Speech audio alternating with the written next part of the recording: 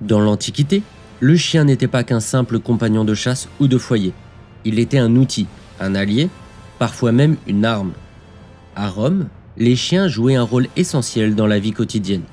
La sécurité, la chasse, les loisirs et parfois dans la guerre. Parmi eux, un nom se détache, Canis pugnax, littéralement chien de guerre. Une race aujourd'hui disparue, mais dont l'influence fut immense.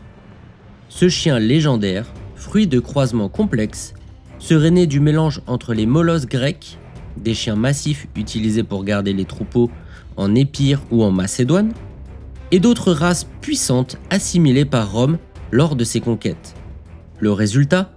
Un chien impressionnant, haut de 60 cm au garrot, pesant entre 40 et 50 kg, à l'allure robuste, au pelage sombre, souvent noir, et à l'aboiement capable de faire trembler les plus grands téméraires.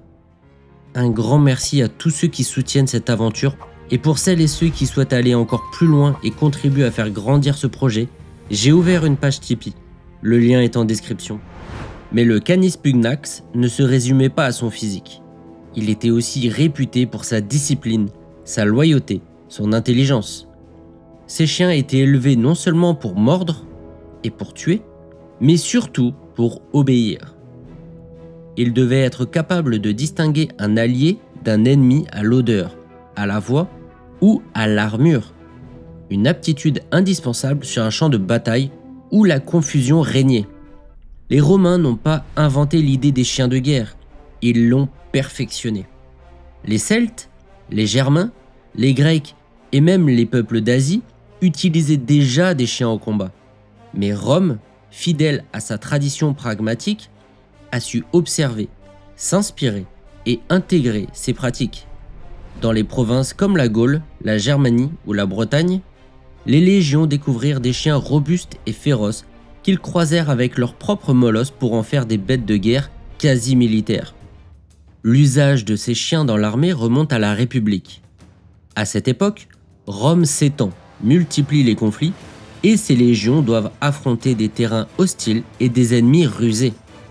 Le Canis pugnax devient alors un compagnon de marche, de campement, mais aussi un instrument de dissuasion. Il surveille les périmètres, traque les intrus, accompagne les sentinelles. Lorsqu'un camp militaire romain est en construction, c'est un moment de grande vulnérabilité pour les soldats. Les chiens sont alors placés aux avant-postes. Grâce à leur flair et leur instinct, ils permettent de détecter toute approche ennemie, bien avant les éclaireurs humains. Même lors du démontage du camp, phase tout aussi risquée, leur présence est cruciale. Ils veillent pendant que les légionnaires démontent les tentes, démontent les hôtels, chargent les charrettes et s'apprêtent à reprendre la route. Le dressage de ces chiens était rigoureux. Ils devaient apprendre à obéir à des ordres précis, reconnaître des voix, des signaux, s'arrêter ou attaquer selon les consignes. Contrairement aux chiens barbares, souvent lâchés sans contrôle, les chiens romains se comportaient comme des véritables soldats.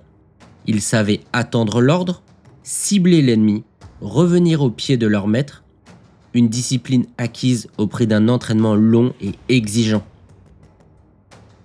Mais le Canis pugnax n'était pas réservé aux champs de bataille. On le retrouvait aussi dans les arènes, lors des célèbres jeux du cirque.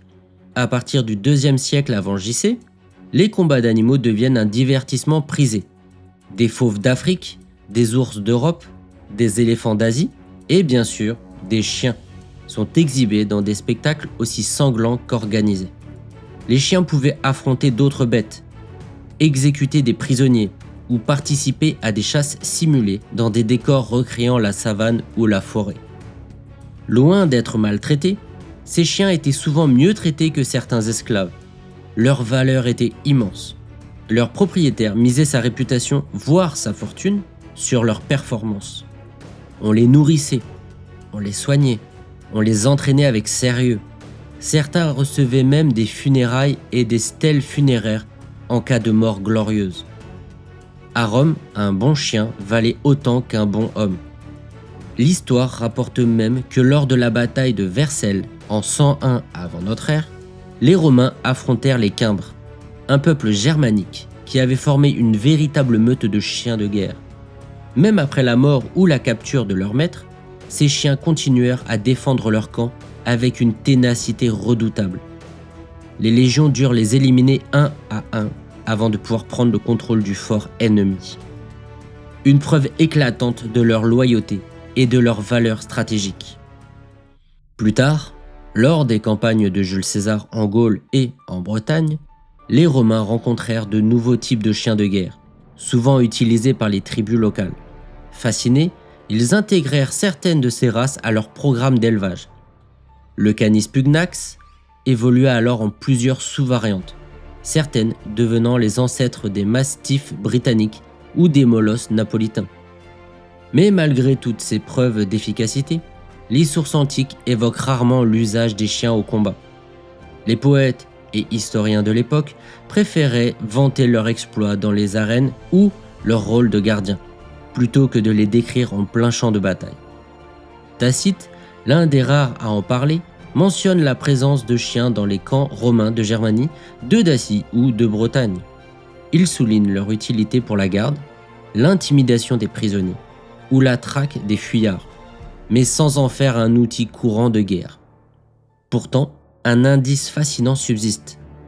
La colonne de Marc Aurèle, érigée en 193 après JC, représente des chiens aux côtés de légionnaires durant certaines campagnes. Était-ce pour la garde? Pour le pistage? Pour le combat? Le mystère demeure. Ce qui est certain, c'est que le Canis pugnax, qu'il ait été guerrier, gardien ou bête de spectacle, occupait une place à part dans la société romaine. Il symbolisait la force, la fidélité et la discipline. Et dans une civilisation qui valorisait l'ordre et la puissance, ce chien était à sa manière un véritable légionnaire à quatre pattes. J'espère que cette aventure vous aura plu et je vous dis à la prochaine sur les archives du temps.